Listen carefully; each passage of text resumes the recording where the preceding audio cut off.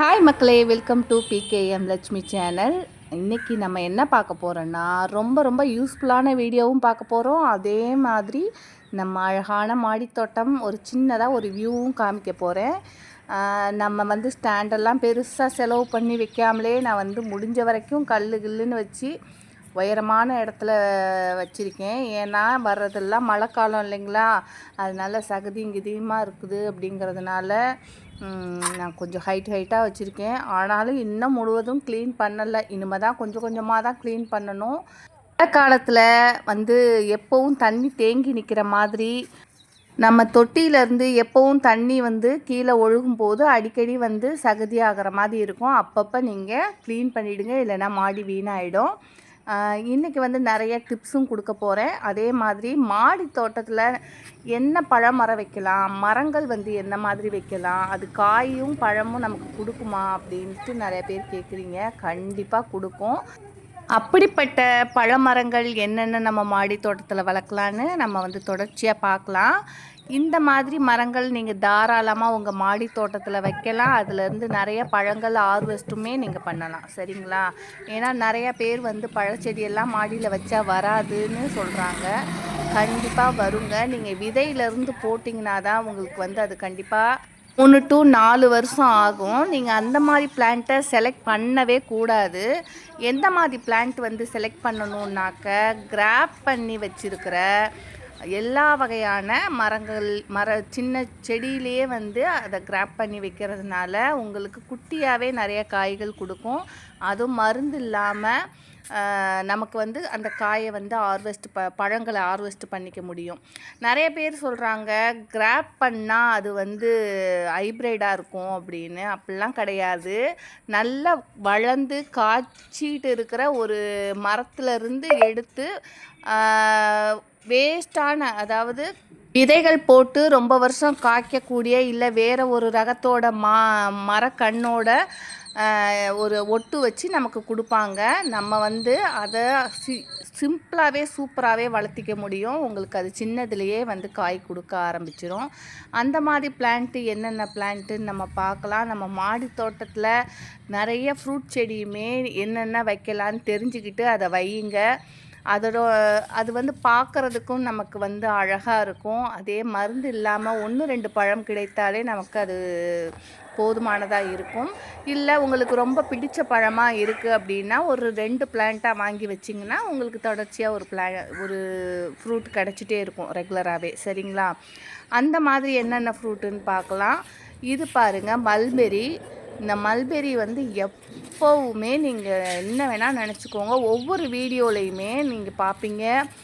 வரும்போதெல்லாம் தினமுமே ஒரு 10 பழம் நான் இதிலேருந்து எடுத்து சாப்பிடுவேங்க. நிஜமாகவே சொல்கிறேன். இதிலேருந்து ஒரு செடியிலேருந்து நான் நிறைய பேருக்கு கட்டிங் கொடுக்கறதுனால தான் எனக்கு ஒரு 10 பழம் கிடைக்கிது. இதை யாருக்கும் கொடுக்காம நான் இதை வளர்த்து எடுத்தேன்னா நிஜமாகவே ஒரு 1/4 கிலோ பழமாவது இதிலேருந்து நம்ம ஹார்வெஸ்ட் பண்ணிக்க முடியும். அந்தளவு சூப்பரான பிளான்ட்டு. 2வது பார்த்திங்கன்னா ஸ்டார் ஃப்ரூட்டு. இதுவுமே பார்த்திங்கன்னா ஒட்டு ரகம் வச்சது தான். இது பாருங்கள், ஒரு சின்ன குச்சியிலே எவ்வளோ பூக்கள் பாருங்கள். அந்த பூவுமே பிஞ்சாக இருக்குது. இது அத்தனையும் பழங்களாக மாறும். இது உங்களுக்கு என்ன ரேட்டுன்னு உங்களுக்கே தெரியும். மல்பெரியாக இருக்கட்டும், ஸ்டார் ஃப்ரூட்டாக இருக்கட்டும், நீங்கள் கடையில் வாங்க போனீங்கன்னா 1 கிலோ 300 400 ஆகும். இது மாதிரி பழங்களை நீங்கள் மாடி தோட்டத்தில் வைக்கும்போது அப்பப்போ நீங்களே ஹார்வெஸ்ட் பண்ணி ஃப்ரெஷ்ஷாக, மருந்து இல்லாமல் ஃப்ரெஷ்ஷாக சாப்பிட்டுக்க முடியும். இதெல்லாம் இப்போ நான் வாங்கி வச்சுருக்கேங்க. கிராப் பண்ணி நர்சரியில் போயிட்டு வாங்கி வச்சுருக்கேன். இது இப்போ நிறைய பூ கொடுத்துருக்கு, நிறையா பிஞ்சும் வர ஆரம்பிச்சிருக்கு. இதிலேருந்து பழங்கள் வரும்போது நீங்கள் தெரிஞ்சுப்பீங்க இவ்வளோ பழம் நமக்கு கிடைக்குமான்னு. ஏன்னா எப்போவுமே ஒட்டு ரகத்தில் நிறைய பழங்கள் காய்க்கும். அதை நீங்கள் புரிஞ்சுக்கோங்க. 3வது பார்த்திங்கன்னா, இங்கே பாருங்கள், அத்தி. இது உங்களுக்கு பெரிய மரமாக இருந்தால் மட்டும்தான் பழம் கொடுக்குன்னுலாம் கிடையாது. இங்கே பாருங்கள், ஒரு அடி கூட கிடையாது. இதில் இலைகளே இல்லாமல் நான் வாங்கிட்டு வந்தேன். ஒரு அத்தி பிஞ்சாக இருந்தது. பிஞ்சோட இலைகள் இல்லாமல் தான் நான் வாங்கிட்டு நட்டு வச்சதுக்கப்புறம் இந்த 10 நாள் 15 நாளில் இவ்வளோ 2 லீஃப் விட்டுருக்குது. இதுவுமே சின்னதுலேயே வரக்கூடியது தான். அப்புறம் 4வது பார்த்திங்கன்னா, இது ஆல் சீசன் மேங்கோ. இது வந்து எப்போவுமே சீசன்லாம் கிடையாது. நம்ம மாடி தோட்டத்தில் சின்ன குட்டி தொட்டியிலேயே சின்ன செடியிலேயே நிறையா கொத்து கொத்தாக காய்க்கக்கூடிய ரகம் தான் ஆல் சீசன் மேங்கோ. இதுவுமே நீங்கள் வாங்கி வளர்க்கலாம். அப்புறம் பார்த்திங்கன்னா வாட்டர் ஆப்பிள், 5வது வாட்டர் ஆப்பிள். இது பார்த்திங்கன்னா சின்ன தொட்டியிலே நிறைய ஃப்ரூட் கிடைக்கும் நமக்கு. இதுவுமே கிராப் பண்ணி வச்சது தான். அதனால் நம்ம மாடி தோட்டத்தில் ஒரு சின்ன தொட்டியில் 15க்கு 15 அந்த தொட்டியிலே நீங்கள் வளர்க்கக்கூடியது தான். அப்புறம் இது பார்த்திங்கன்னா 6வது, இது என்னன்னாக்கா ஸ்வீட் லெமனுங்க. இந்த ஸ்வீட் லெமன் எப்படின்னாக்கா நல்லா பழுத்ததும் அப்படியே எடுத்து நீங்கள் சாப்பிட்டிங்கன்னா அப்படி ஒரு இனிப்பாக இருக்கும். ரொம்பவே இனிப்பாக டேஸ்ட்டாக இருக்கும். அதுவே நீங்கள் அரைக்காயில் எடுத்து வாயில் வச்சு சாப்பிட்டீங்கன்னு வச்சுக்கோங்க, புளிப்பும் இனிப்பும் கலந்து இருக்கும். ரொம்பவே டேஸ்ட்டான ரகம். அதே மாதிரி பாருங்கள், இது மினி ஆரஞ்சு. மினி ஆரஞ்சு வந்து இது ஜூஸ் போடலாம். அதே நேரம் பார்த்திங்கனாக்க இது நல்லா பழுத்ததும் நீங்கள் அப்படியே கூட நீங்கள் சாப்பிட்லாம். இது வந்து ஆரஞ்சு டேஸ்ட்டு வரும். அதே ஜூஸ் போட்டு குடிச்சிங்கன்னா அது சொல்கிறதே முடியாதுங்க, அப்படி ஒரு வாசமாக இருக்கும். நீங்கள் 10 ஆரஞ்சியோட வாசனை இந்த ஒரு பழத்தில் இருக்கும். அந்தளவு இருக்கும். நான் ஜூஸ் போட்டு குடிச்சிருக்கேன். இந்த வாசனையும் டேஸ்ட்டும் ரொம்பவே நல்லாயிருக்கும். 8வது பார்த்திங்கன்னா இங்கே பாருங்கள், ஆரஞ்சு. இதுவுமே நம்ம விதை போட்டு வச்சோன்னா 4-5 வருஷம் ஆகும் இது காய் கொடுக்கறதுக்கு. இதுவுமே கிராஃப்டட் பிளான்ட்டு தான்.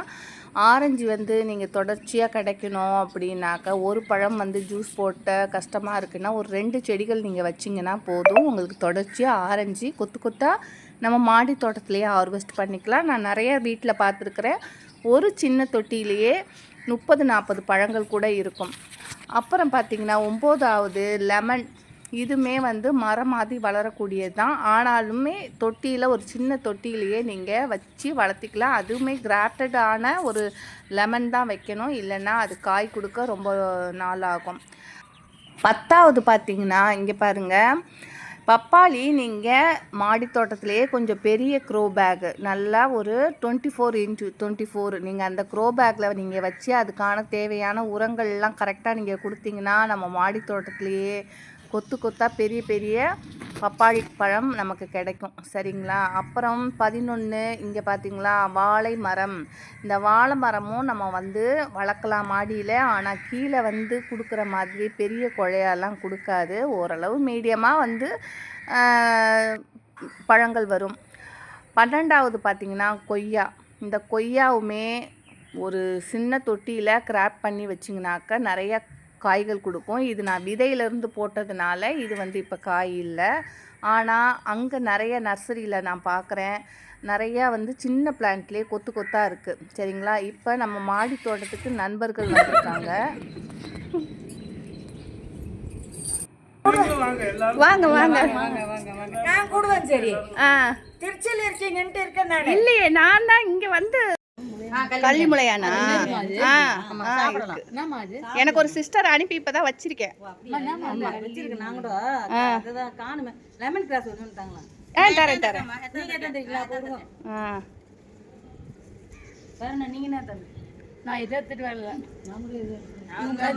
நம்ம தான் போனோம்.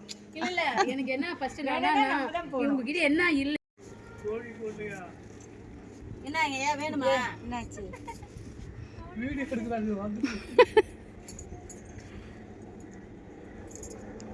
நம்ம மாடி தோட்டத்துக்கு நண்பர்கள் வந்துட்டு போனதில் எனக்கு ரொம்பவே ஹாப்பி. எல்லாமே சென்னையில் இருக்கிற நண்பர்கள் தான். என்னோடய மாடி தோட்டத்தை பார்க்கணுன்னாங்க. ஒரு நாள் ஃபோன் பண்ணிவிட்டு வாங்கன்னு சொல்லியிருந்தேன். அவங்களுமே வந்து பார்த்துட்டு ஹாப்பியாக ஒன்றா உட்காந்து சாப்பிட்டுட்டு செடிகள் ஒருத்தருக்கு ஒருத்தர் பரிமாறிக்கிட்டு ரொம்பவே அந்த ஒரு அரை நாள் ரொம்பவே ஹாப்பியாக தான் போச்சு.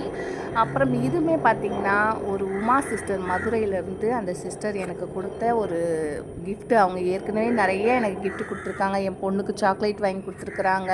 நிறைய விதைகள் அப்பப்போ அவங்க எனக்கு விதைகள் நிறையாவே கொடுப்பாங்க. அந்த சிஸ்டர் தான் எனக்கு வந்து இந்த கிழங்குமே வாங்கி கொடுத்தாங்க. இது என்னோடய சின்ன பிள்ளையிலேருந்தே எனக்கு டேலியா பூனா ரொம்ப பிடிக்கும், வைக்கணும்னு ஆசை. நிறைய காசு கொடுத்து ஏமாந்து 20 கிழங்கு 30 கிழங்குன்னு வாங்கி ஒன்று கூட வராமல் வேஸ்ட்டாக போயிருக்கு.